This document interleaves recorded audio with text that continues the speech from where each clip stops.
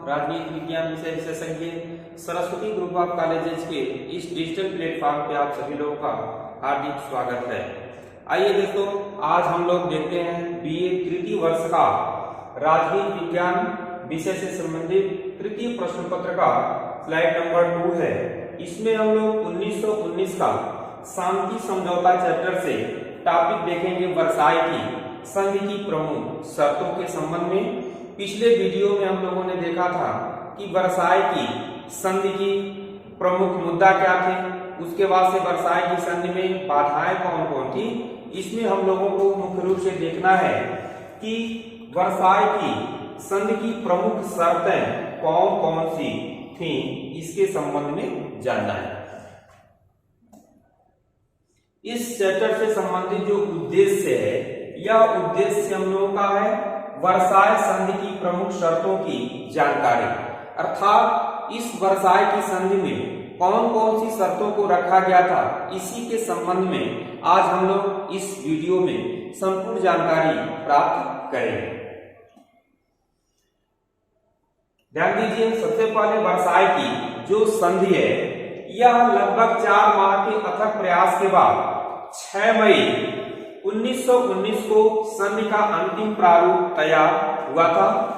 जैसा ये जो डेट है 6 मई 1919, इसको महत्वपूर्ण है, इसको जरूर याद रखिएगा कि यह संधि का अंतिम प्रारूप कब बन करके तैयार हुआ था।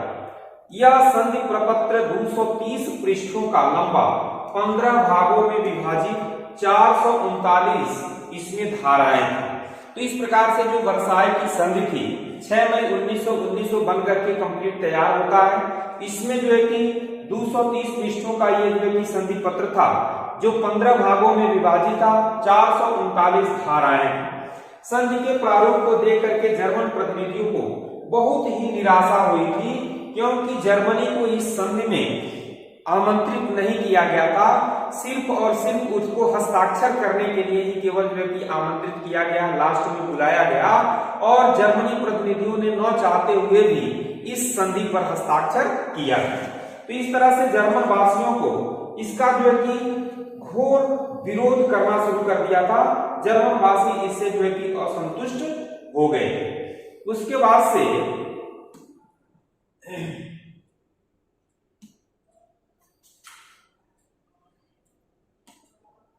हम लोग देखेंगे कि इस वर्साई के संबंध में जर्मन वासी जब विरोध कर रहे थे, तो जर्मन वासियों के विरोध की वजह में जब विरोध करना शुरू किए, तो लॉर्ड जॉर्ज, ब्रिटेन के जो प्रधानमंत्री हुआ करते थे, उन्होंने कहा था कि जर्मनी लोग कहते हैं कि वे संधि पर हस्ताक्षर नहीं करेंगे, अर्थात जर्मनी इसका विरोध कर रहा था।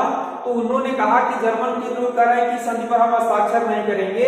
जर्मन राजनीतिक भी यही बात कहते हैं, किंतु हम लोग कहते हैं महानुभाव, आपको इस संधि पर हस्ताक्षर करना ही है।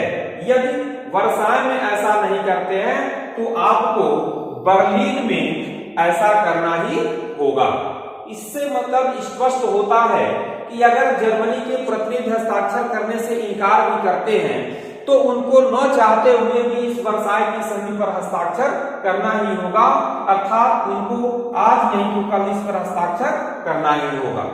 फिर 28 जून 1919 को वर्साई के शीश महल में जर्मन प्रतिनिधिमंडल ने संधि पर क्या कर दिया, हस्ताक्षर कर ही दिया, क्योंकि उनके सामने दूसरा कोई विकल्प नहीं बचा था। और लास्ट में उन्होंने जो है कि इस पर हस्ताक्षर कर दिया था। उनको जो है कि एक तरह से शीश महल में जो है कि बंदी बना करके रखा गया था, और जब तक उन्होंने इस पर हस्ताक्षर नहीं किया, तब तक उनको जो है कि यहां से नहीं छोड़ा गया।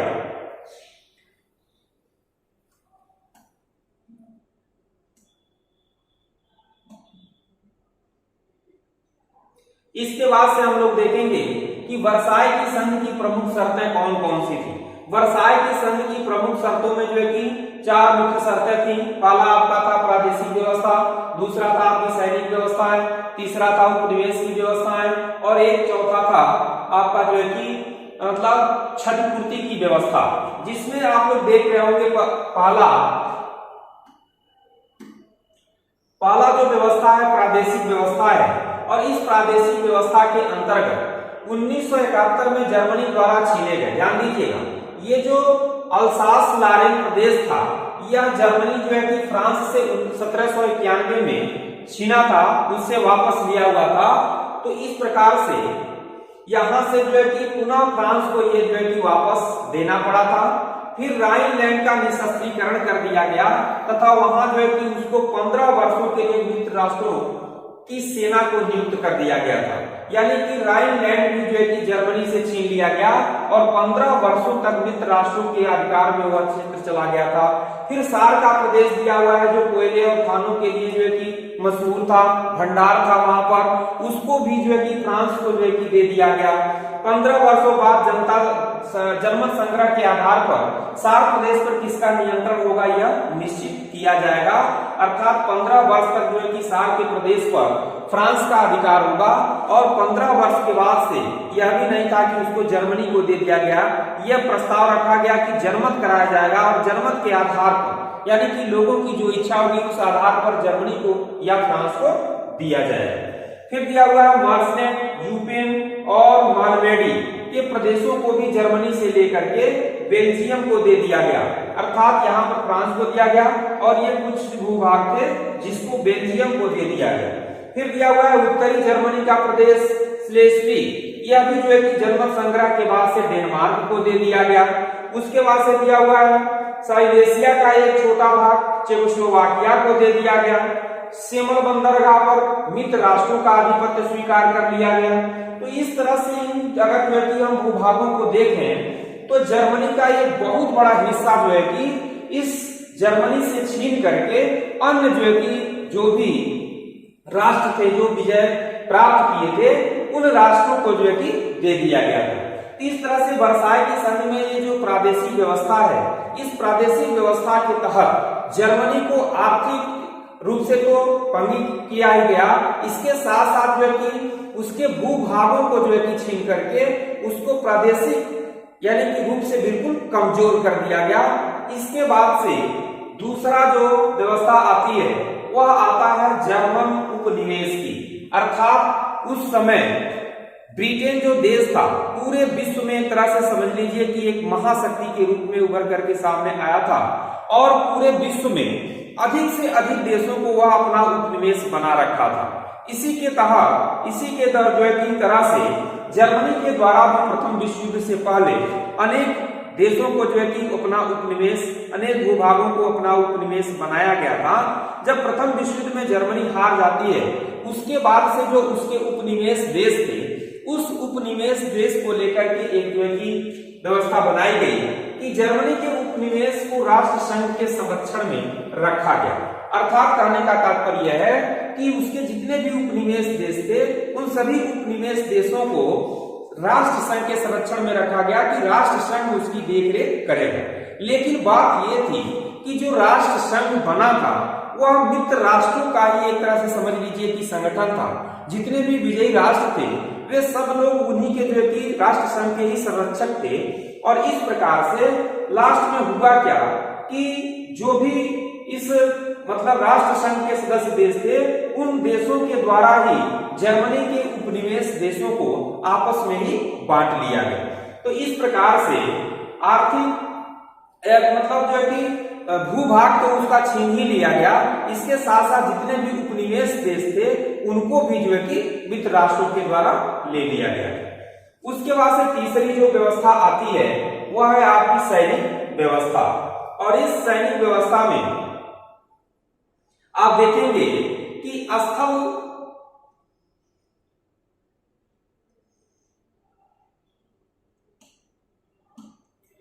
जो स्थल सेना की संख्या थी उसको अगले 12 वर्षों के लिए निर्धारित कर दिया गया कि जर्मनी 1 लाख से अधिक सैनिकों को अपने जो है कि सेना में नहीं रख सकती है। अर्थात वो उसका जो है कि सेना की जो संख्या थी वह निर्धारित कर दिया गया कि 12 वर्षों तक केवल सिर्फ और सिर्फ 1 लाख सेना ही थल सेनाओं रख सकती है। उसके बाद से दिया है कि अस्त्र शस्त्र के उत्पादन पर क्या कर दिया गया, रोक लगा दिया गया, यानी कि वह किसी भी तरह का कोई भी नया हथियार अब नहीं बना सकता था। इसके साथ साथ 10,000 टन के 6 युद्धपोत, 6 हल्के क्रूजर, 12 जो है कि डिस्ट्रॉयर से अधिक वह नहीं रख सकता था, यानी कि अपने जो है कि सैन्य के क्षेत्र में भी उसको जो है कि एक तरह से बिल्कुल कमजोर करने का प्रयास किया गया। उसके बाद से दिया है कि जल सेना में 17,000 सैनिक और 1500 से अधिक अधिकारियों को वह नियुक्त नहीं कर सकता था। इसके बाद से दिया है पनडुब्बियों के संबंध में कि पनडुब्बियों का निर्माण भी उसके सामने जो है कि निषेध कर दिया गया, अर्थात जर्मनी अब पनडुब्बी भी नहीं बना सकता था। इसके साथ साथ 12 पनडुब्बियों से अधिक नहीं रख सकता था। जर्मनी का प्रधान सैनिक कार्यालय समाप्त कर दिया गया था। और यहाँ जो पनडुब्बी की बात की गई है तो इसमें एक व्यवस्था ये भी बनाई गई कि वह 12 पनडुब्बियों से अधिक तो रख नहीं सकता है। इसके साथ साथ मित्र राष्ट्रों के लिए वह पनडुब्बियां क्या करेगा, बनाता रहेगा।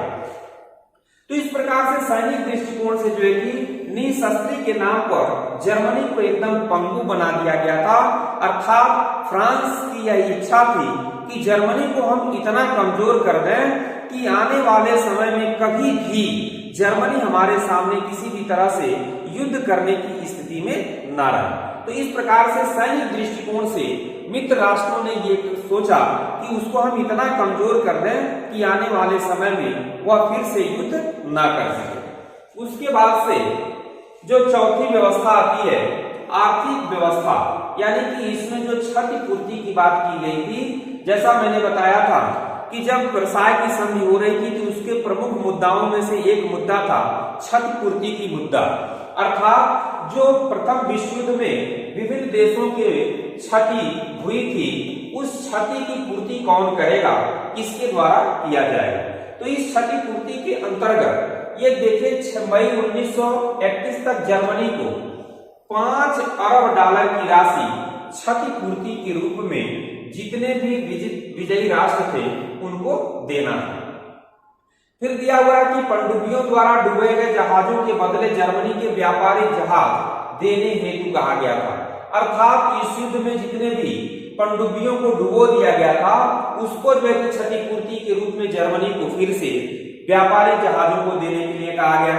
फिर है मित्र राष्ट्रों के लिए 56 लाख टन वजन का जहाज वह क्या करता रहेगा, बनाता रहेगा। इसके बाद से दिया है कील नहर जो है कि जर्मनी के अंतर्गत वो आता था, जर्मनी का पूरा उस पर अधिकार था, जिसको अंतरराष्ट्रीय बना दिया गया था, सार्वजनिक बना दिया गया और जर्मनी का नौसेना का सबसे बड़ा जो है कि कील नहर जो था वह उसका केंद्र था। तो इस तरह से यहाँ से भी उसको कमजोर कर दिया गया। फिर है जर्मनी के लोहे और कोयले की जो खान के प्रमुख क्षेत्र सार था, उस सार को भी छीन करके क्या कर दिया गया, मित्र राष्ट्रों को दे दिया गया। अल्सास लारेन को छीन लिया गया। जर्मनी को सरकारी और गैर सरकारी संपत्ति को मित्र राष्ट्रों ने क्या कर लिया, जब्त कर लिया, उसको जो है कि छीन लिया। फिर दिया है मोरक्को, मिस्र, बल्गारिया, चीन से प्राप्त जर्मनी के व्यापारिक अधिकारों को भी क्या कर दिया गया, समाप्त कर दिया गया।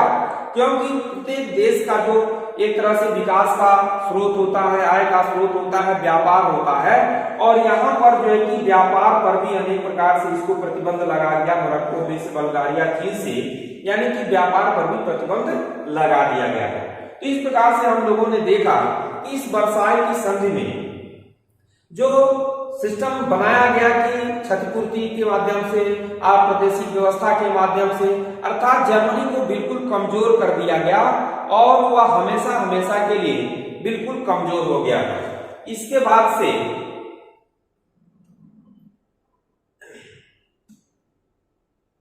इस प्रश्न से, इस चैप्टर से संबंधित कुछ हम लोग जो है कि प्रश्नों को देखेंगे, जिसमें सबसे पहला प्रश्न है